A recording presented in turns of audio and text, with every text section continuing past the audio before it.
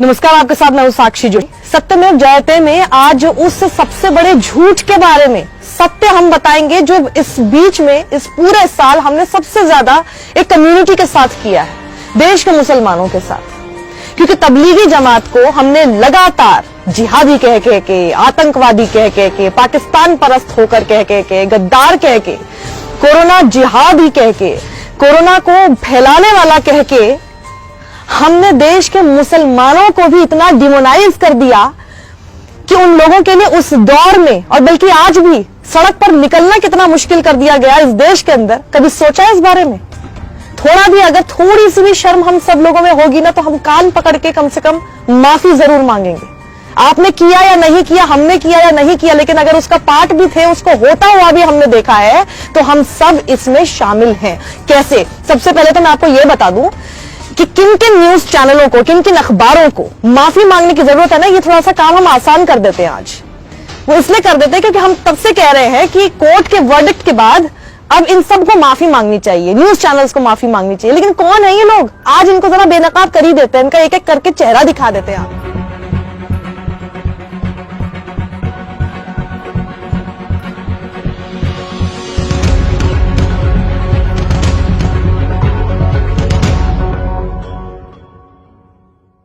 सबसे पहले तो मिलिए इस आदमी से आप। दिन भर देश में सिर्फ और सिर्फ नफरत जहर फैलाने वाला ये आदमी जो कहता है अपने आप को एडिटर, कहता है अपने आप को जर्नलिस्ट, लेकिन जर्नलिज्म का जे भी इसके किसी काम में कहीं दिखाई नहीं देता। इस आदमी से शुरुआत मैं कर लेती हूं। चेहरा देखकर ही समझ गए होंगे कि किस तरह की भाषा का इस्तेमाल किया था इसने। अब सुन लीजिए, आप लोगों ने शायद देखा ही होगा इसको। अब सुनिए कि इसने क्या कहा था। इसने ये कहा था 31 मार्च को अपने शो बिंदास बोल में, कोरोना जिहाद से देश बचाओ, तबलीगी जमात को बैन किया जाए नरेंद्र मोदी। अगर भारत की मस्जिद से हिंदुस्तानियों को खतरा है और कोरोना वायरस लेकर घूमने वाले मानव बम खुलेआम घूम रहे हैं, तो क्या आप इसे कोरोना जिहाद नहीं कहेंगे? 6 की मौत हुई थी उस वक्त तेलंगाना में। उनके बारे में किसी को कोई सिंपैथी नहीं थी और ये आदमी ये काम कर रहा था, उनको एक तरह से टेररिस्ट बुला रहा था। Can you beat that? आगे बढ़ूं उससे पहले आपको बता देती हूं कि चीफ मेट्रोपॉलिटन मैजिस्ट्रेट ने क्या कहा है। यह कहा है कि ये जो 36 फॉरेन नेशनल्स को तबलीगी जमात से जो जुड़े हुए, जिनको बंद करके रखा हुआ था, ये सब बकवास है। ये किसने, क्यों, आपने कैसे बंद किया? और साथ ही आपको बता दूं, आईओ इंस्पेक्टर सतीश कुमार और एसएचओ मुकेश वालिया को खूब लताड़ा है कोर्ट ने और यह कह दिया है कि आपकी तो बात पर विश्वास करने लायक ही नहीं है। क्योंकि एक तरफ आप ये कह रहे हैं कि आप रोज मरकज जा रहे थे, राइट? उन्होंने कहा कि आप मरकज जा रहे थे, लेकिन आप ही को एक्चुअल नंबर ऑफ पर्सन्स भी नहीं पता है।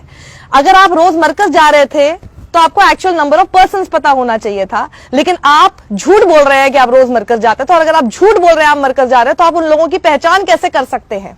और बहुत बड़ी बात कोर्ट ने यह कही है अपने जजमेंट में कि आपने किसी को पहचाना नहीं, किसी की टेस्ट आइडेंटिफिकेशन परेड नहीं की। ये तो किसी का, एक आम आदमी को भी पता है कि टेस्ट आइडेंटिफिकेशन परेड किसी भी अक्यूज की करनी ही होती है। बिना उसके आपने लगभग 2500 लोगों में से 900 से ऊपर लोगों को ऐसे ही पहचान लिया? नहीं, कोर्ट ने यह माना है और कहा है कि आपने गृह मंत्रालय की तरफ से प्रोवाइड की गई लिस्ट के आधार पर चेरी पिक कर लिया कहीं को, जो उस वक्त थे भी नहीं। उस कहे हुए उस समय के अंतराल में वो वहां पर मौजूद भी नहीं थे। कितना बड़ा घोटाला था ये। क्यों किया गया? किसके कहने पे किया गया? गृह मंत्रालय का इसके अंदर क्यों इन्वॉल्वमेंट था? क्या ये एक तरह से एक धर्म को डिमोनाइज करके अपनी जो खामियां थी, जो आप हैंडल नहीं कर पा रहे एक पैंडेमिक के समय पर, आपने उसको छुपाने की कोशिश की और उसका हथियार एक तरह से आपने बनाया? सारे न्यूज चैनल्स और अखबार को, पूरी मीडिया मशीनरी से उसका इस्तेमाल किया गया।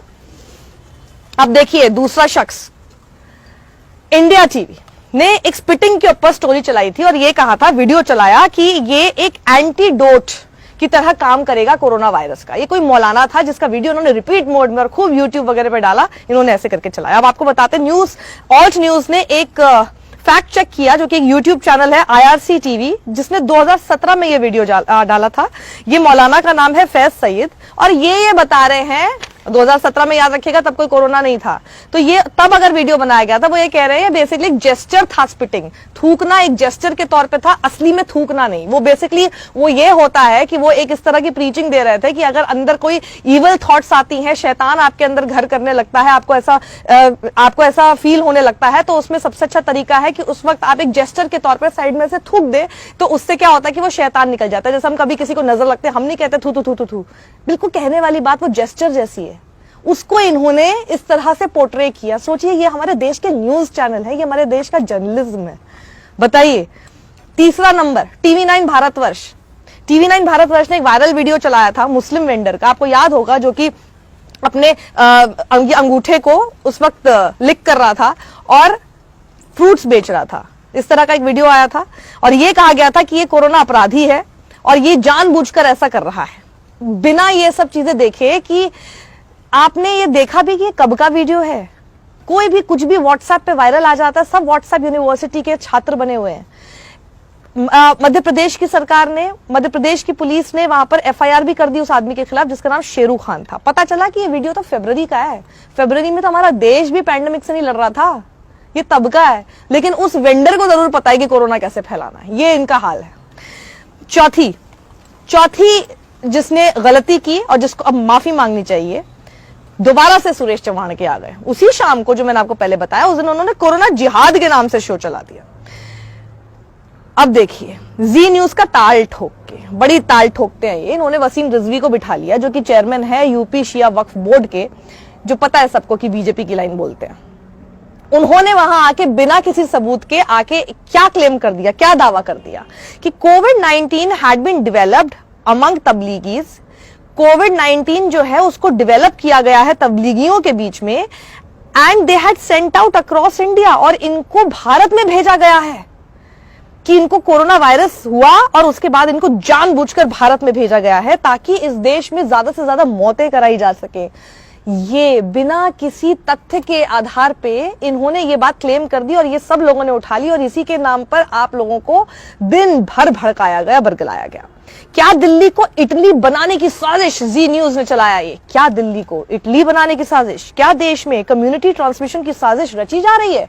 ये तो सवाल चल रहा था चैनल पे, लेकिन जो एंकर था वो एक कदम आगे था, उसने सवाल भी नहीं रखा, उसने तो सीधे क्लेम कर दिया, हाँ दिल्ली को इटली बनाने की साजिश हो रही है। और उनके बॉस सुधीर चौधरी एक कदम और आगे रात को आ जाते हैं। रात को आके क्या बोलते हैं? पूरे देश से गद्दारी की है इन लोगों ने, गद्दार हैं ये। सुधीर चौधरी, माफी मांगो, माफी। अर्नब, इसे कैसे भूल सकते हैं हम? अर्नब, अगर कहीं पे भी पाप हो रहा हो उसमें अर्नब ना हो तो फिर कैसे हो सकता है? उन्होंने भी यही किया, ये जानबूझकर किया जा रहा है। अपने वहां पे पैनल पे ऐसे लोग बिठा दिए जो अपनी बात जब रख भी रहे हैं तो उनके ऊपर खूब चिल्लाता रहा, आप लोग गद्दार हैं, आपका क्या लेना देना है, पाकिस्तान परस्त हैं, वो सारी जितनी बातें सब आते हैं, ये सारे शब्द एक साथ आ जाते हैं, टुकड़े टुकड़े पाकिस्तान, है ना, गैंग, ये सब चीजें आ जाती है। जी न्यूज ने शो किया जिसपे देखिए किस तरह की लाइन लिखी थी, ताली थाली के देश में थूक वाला जिहाद क्यों? लाइन अच्छी है ना, कितनी घटिया है। अब देखिए अगला नंबर इंडिया टुडे का भी स्टिंग कर दिया था इन्होंने 10 अप्रैल को। दिल्ली और ग्रेटर नोएडा के इन्होंने 2 मदरसा दिखाए जिसमें इन्होंने ये क्लेम किया कि वहां पर वायलेशन करके, जो कोविड-19 की गाइडलाइंस है सरकार की, उसका वायलेशन करके अपने बच्चों को यहां पे छुपा के रखा हुआ है और मदरसा हॉटस्पॉट है ये, मदरसा जिहाद, मदरसा कोरोना हॉटस्पॉट, ये इन्होंने इसको क्लेम कर दिया। और यह भी क्लेम किया कि इन्होंने सोशल डिस्टेंसिंग का पालन ही नहीं किया इन बच्चों ने वहां पे। न्यूज लॉन्ड्री ने स्टिंग का पर्दाफाश किया, कई खामियां स्टिंग में से निकल के आई हैं, न्यूज लॉन्ड्री की वेबसाइट पर देख लीजिए। तबलीगी जमात पर सिर्फ न्यूज चैनल्स ही नहीं, अखबार, प्रिंट मीडिया ने भी बहुत जहर फैलाया है। सबसे पहले अमर उजाला का देख लीजिए, इन्होंने जमातियों के मिसबिहेवियर के बारे में खबर छापी। तबलीगी जमात जो क्वारंटीन थे उन्होंने बाहर जाके शौच किया, क्यों? क्योंकि उनको अपनी जो मीट खाने की डिमांड थी वो उन लोगों ने पूरी नहीं की। राजस्थान पत्रिका ने भी इस खबर को उठा लिया, लेकिन उसके बाद क्या हुआ, सहारनपुर पुलिस ने ही ट्विटर पे ये डाला कि हमने ये पूरा तथ्य देखने की कोशिश की है, जांच की है और ये पूरी तरह से तथ्यहीन है, गलत खबर है। फिर इन दोनों ने अपनी अपनी खबरें वापस ले ली, मतलब कुछ भी इन लोगों ने चलाया। दूसरा देखिए दैनिक जागरण, इन्होंने किया Islam's peaceful propagation and jihad are two sides of same coin, मतलब एक तरफ इस्लाम अपने आप को शांतिपूर्ण धर्म बताने की कोशिश करता है और दूसरी तरफ ये लोग जिहाद करते हैं। ये एक ही सिक्के के दो पहलू हैं, ये इन्होंने खबर की। ऑप इंडिया, जिसको हम बहुत प्यार से पूप इंडिया भी बोलते हैं, तबलीगी पेशेंट्स जो चेन्नई में थे उनको इन्होंने कैसे किया डिनोट पता है आपको? that they made Islamic gesture popularized by ISIS। अपनी 4 फिंगर उठा के एक उन्होंने तस्वीर डाल दी, उनकी 4 फिंगर उठाए हुए तस्वीर डाल दी। मतलब आप कुछ भी उंगली उठा के कुछ तस्वीर डालेंगे, देख लीजिएगा भैया किसी आईसिस किसी के साथ तो नहीं जुड़ा हुआ, वरना आपको भी जोड़ देंगे। कोई उनकी तस्वीर थी तो उसको उन्होंने ऐसे कर दिया कि देखो आईसिस भी इसी तरह से उंगली उठाता है, तो ये आईसिस के साथ कनेक्टेड है। What an investigative journalism, my God. अब देखिए आर पार में अमीश देवगन कहते हैं कॉन्क्रीट इंफॉर्मेशन है that Pakistan was directly responsible for the corona virus pandemic in India. क्या है इनके पास कॉन्क्रीट एविडेंस? सबूत ये था कि पाकिस्तान से तबलीगी जमात के कुछ लोग मौजूद थे। अच्छा, उसमें 2 पाकिस्तानी भी थे। पाकिस्तानी मतलब ISI, पाकिस्तानी मतलब आतंकवादी। तो वो 2 आतंकवादी वहां पर मौजूद थे और कोई ना कोई साजिश रच रहे थे। अमीश देवगन, जबरदस्त जर्नलिज्म, वाओ।